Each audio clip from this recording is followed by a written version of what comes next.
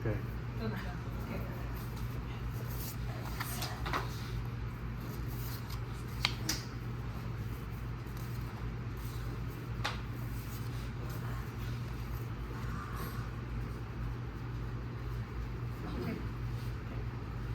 In the 2000s, fixed gear bikes were a staple of messengers and hipsters. They were really fast and they handled well, and the pedals never stopped turning like the early bikes of the 19th century. The design hasn't changed much since the early days of the 1800s, but that simple but purpose-built structure has built a cult-like following over the years. Fixed gears were more than a trend; they were a full-blown subculture, and learning about them or even being reminded about them will help people appreciate what they were and make sure it doesn't die out entirely. From its early roots as a first kind of bicycle to global phenomenon and even sport, fixed gears left a unique impact on cycling and urban culture. I ride one myself and I find it extremely fun and rewarding. I've been obsessed with them ever since I saw one of the famous videos that made me go out and buy one myself. I'm going to go over the early bikes of the 18th century and then their use on racetracks and then how they made their way into urban cities. So from its roots as the first kind of bike to global phenomenon in sport, its had a large impact on cycling and urban culture. The early versions of the bikes came along in the 1800s. According to footage from the British Path, the first bike was the hobby horse. It was essentially a plank of wood with two wheels on it that the rider would push off the ground. In 1839, they put pedals on the hobby horse and a way to steer, which kind of just improved it in every way. And then fast forward a couple decades, in 1879, the first chain-driven safety bike was invented. The pedals now spun a chain that also spun the wheel, and it was a lot more efficient. And the design of the bike was a lot safer than the other kind of bikes at the time. It also, its design mimics the kind of bikes we have today. As bikes advanced, riders became less reliant on fixed gears. The first Tour de France was actually raced on fixed gear bikes in 1903, simply just because that's what was available at the time. And then with the invention of the freewheel, that kind of just ended up killing the need for fixed gear bicycles. The freewheel allowed the bike to kind of just coast without the need to pedal. And now the only place to really find fixed gear bikes were on the racetracks, where the races were short and they were on smooth surfaces and there weren't any obstacles, so they didn't have the need for a freewheel or even brakes.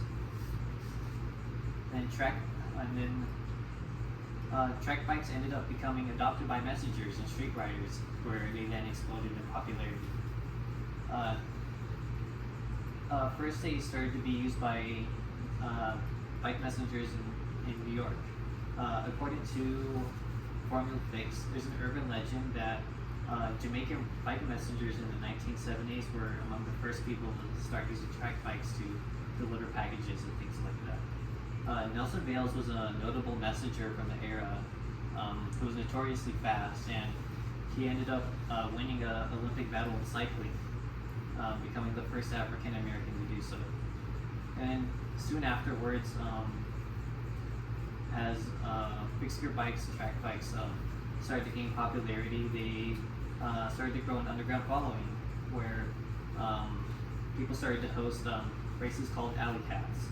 They're essentially unsanctioned checkpoint races in the city that tested rider speed, their route planning, and their ability to dodge traffic with pretty much no rules. And according to Formula Fix, they also had turned into annual championships being held in different cities. In 1996, the Cycle Messenger World Championship in San Francisco featured a fixed gear bike only rule, which helped solve a surge in popularity in track bikes. And then starting in 2000s, fixed gear kind of just exploded into street culture. As it gained more and more popularity, the crew riders called MASH released their first video in 2007, followed by Macaframe in 2008, which kind of just helped explode track bikes into mainstream culture. Soon everyone was riding one, everyone wanted a fixed gear bike, and I know a lot of people who rode one back in the day. Fixed gear bikes became so popular that there was even match collabs with bike companies making bikes. Levi's made cycling jeans, and there's even a Hollywood movie that came out called Premium Rush.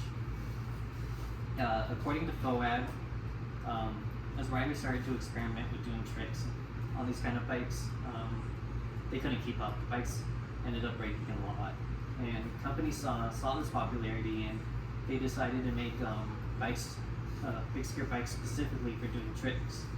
And that ended up becoming so big that it kind of became a legit sport called fixed gear freestyle with corporate sponsored competitions and everything like Red Bull.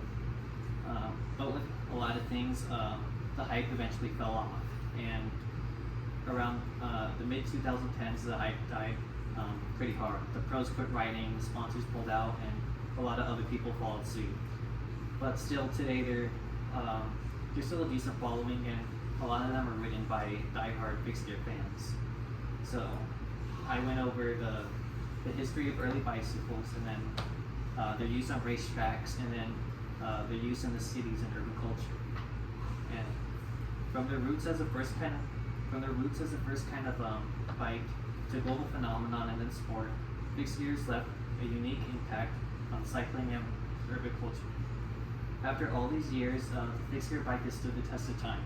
After being relegated to racetracks, to then everywhere in cities like San Francisco and New York, and then now only being ridden by diehard fans, I am not sure these bikes will ever fully die out. And part of their appeal is that they're so simple and also limiting. That's also the point. There's only one gear, and the pedals never stop turning. Meaning, if there's a hill, you have to push through it no matter what. And I think that's really inspiring. That's all. Thank you.